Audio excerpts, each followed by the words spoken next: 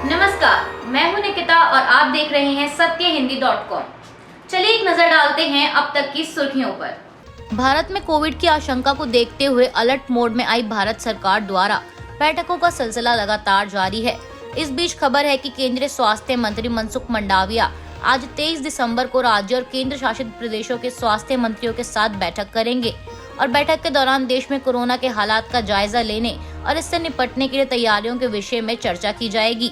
वहीं इससे पहले मंडाविया ने राज्यसभा में दिए गए अपने एक बयान में कहा था कि हम लगातार स्थिति पर नजर रख रहे हैं।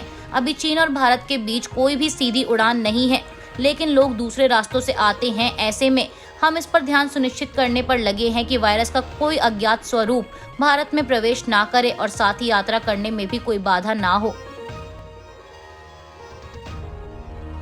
आरजेडी के वरिष्ठ नेता और लालू यादव के करीबी कहे जाने वाले अब्दुल बारी सिद्दीकी का एक वीडियो इस समय काफी वायरल हो रहा है, जिसमें उन्हें यह कहते सुना जा सकता है कि भारत में रहने का माहौल खराब हो गया है। सिद्दीकी कहते हैं कि मैंने अपने बेटा और बेटी को कहा है कि उधर ही नौकरी कर लो और अगर वहां की नागरिकता मिले तो वह भी ले लेना। अब भारत में माहौल नहीं रह गया है, मालूम नहीं कि तुम लोग झेल पाओगे या नहीं झेल पाओगे। इसके साथ ही उन्होंने आगे कहा कि ये बात आप समझ सकते हैं कि कितनी तकलीफ से आदमी है बात अपने बच्चों को कहेगा कि अपनी मातृवतन छोड़ दो, ये दौर आ गया है। वहीं सिद्दीकी के इस बयान पर भाजपा ने भी प्रहार करने में देर नहीं लगाई। बीजेपी प्रवक्ता निखिल आनंद ने इसे भड़काऊ बयान कहते हुए ट्वीट कर लिखा कि भड़काऊ बयान देकर सिद्दीकी किसे खुश करना चाहते हैं, बेहतर होगा कि वह पाकिस्तान चले जाएं। सिद्दीकी भारत में रह रहे हैं और भारत की थाली में खा रहे हैं, लेकिन कट्टरपंथियों के इशारों पर गा रहे हैं और विक्टिम कार्ड खेलकर देश विरोधी ज्ञान दे रहे हैं। इसके साथ ही एक अन्य ट्वीट में आनंद ने लिखा, आरजेडी नेता सिद्दीकी के बयान निंदनीय है। ये लोग मदरसा संस्कृति से अभी भी बाहर नहीं निकल पाए हैं। ऐसे ही लोग सेक्युलरिज्म और लिबरलिज्म के मुखौटे में राष्ट्र विरोधी व धार्मिक एजेंडा चलाते हैं। सिद्दीकी का बयान आरजेडी की विचारधारा को परिलक्षित करता है। महाराष्ट्र और कर्नाटक सीमा विवाद को लेकर चल रहे तनाव के बीच बुधवार को शिवसेना नेता संजय राउत द्वारा दिए गए एक बयान पर कर्नाटक सीएम बसवराज बोम्मई ने उनकी कड़ी आलोचना करते हुए उन्हें देशद्रोही तक कह डाला और राउत के बयान के खिलाफ कानूनी कार्रवाई करने की भी चेतावनी दी। बता दें, संजय राउत ने कहा था कि जिस तरह से चीन भारतीय सीमा में घुसा, हम वैसा ही कर्नाटक में करेंगे। हमें ऐसा करने के लिए किसी की इजाजत की जरूरत नहीं है। वहीं राउत के इस बयान की कड़ी निंदा करते हुए कर्नाटक विधानसभा में सीएम बोम्मई ने कहा कि मैं उन्हें चीन का एजेंट कहूंगा। संजय राउत चीन के एजेंट हैं, वह देशद्रोही हैं। इस फेडरल सिस्टम में अगर कोई कहता है कि वह गैरकानूनी तरीके से दूसरे राज्य में घुस जाएगा तो इसका मतलब ये है कि वह फेडरल सिस्टम इस देश की एकता और अखंडता को बर्बाद करने की कोशिश कर रहा है। बोम्मई ने आगे कहा कि उस व्यक्ति को देशद्रोही के अलावा और क्या कहा जाए, उनकी कीमत कौड़ी भर भी नहीं है। अगर वह ऐसे ही बोलते रहे तो हम उनके खिलाफ कानूनी कार्यवाही करेंगे। अगर आप चीन की तरह आएंगे तो हम भी भारतीय सैनिकों की तरह मुंहतोड़ जवाब देंगे।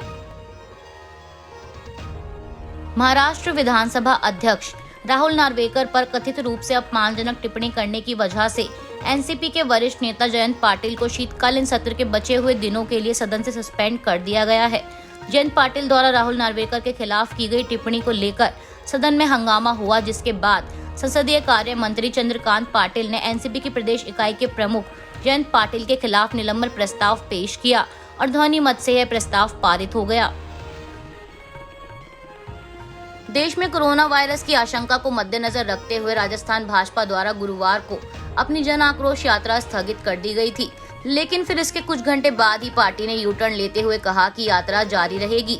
राजस्थान भाजपा अध्यक्ष सतीश पूनिया ने दोपहर 3:04 पर ट्वीट कर लिखा था कि कोरोना फिर से दुनिया में अपने पैर पसार रहा है। ऐसे में हमने जन आक्रोश यात्रा को फिलहाल के लिए रोक दिया है। भविष्य में फिर से नई रणनीति के तहत भाजपा लोगों के बीच जाकर कांग्रेस सरकार के कुशासन के खिलाफ आवाज उठाएगी। फिलहाल केंद्र सरकार के निर्देश के चलते हमने यात्रा स्थगित कर दी है। वहीं इस ट्वीट के कुछ समय बाद 5:38 पर पूनिया ने फिर से ट्वीट किया, जिसमें उन्होंने लिखा कि जब तक केंद्र और राज्य द्वारा कोई एडवाइजरी जारी नहीं की जाती, तब तक राजस्थान भाजपा की जन आक्रोश सभाएं पूर्व निर्धारित कार्यक्रम के अनुसार आयोजित होंगी, लेकिन कोविड की सामान्य सावधानी का पालन अवश्य किया जाना चाहिए। सोशल मीडिया प्लेटफॉर्म ट्विटर की कमान संभालने के बाद एलॉन मस्क द्वारा इसमें किए गए कई बड़े बदलावों में से एक है कर्मचारियों की छंटनी। मस्क ने ट्विटर को टेक ओवर करने के बाद कंपनी के आधे से ज्यादा कर्मचारियों को बाहर का रास्ता दिखाया था। अब इसी बीच खबर है कि एलॉन मस्क की इलेक्ट्रिक कार बनाने वाली कंपनी टेस्ला में भी जल्द ही कर्मचारियों की छंटनी की जा सकती है। मीडिया रिपोर्ट्स के मुताबिक टेस्ला में छंटनी का प्रोसेस साल 2023 के जनवरी से मार्च महीने के बीच किया जा सकता है। इसके साथ ही रिपोर्ट्स में यह भी दावा किया गया है कि टेस्ला में बड़े पैमाने पर हायरिंग फ्रीज करने को कहा गया है। गौरतलब है कि साल 2022 में टेस्ला के शेयर में करीब 60% से ज्यादा की गिरावट दर्ज की गई है। ऐसे में मस्क टेस्ला में एक और बड़ी छंटनी कर सकते हैं। राजस्थान के उदयपुर में जून महीने में एक दर्जी कन्हैया लाल की धारदार हथियार से सिर कलम कर निर्मम हत्या कर दी गई थी।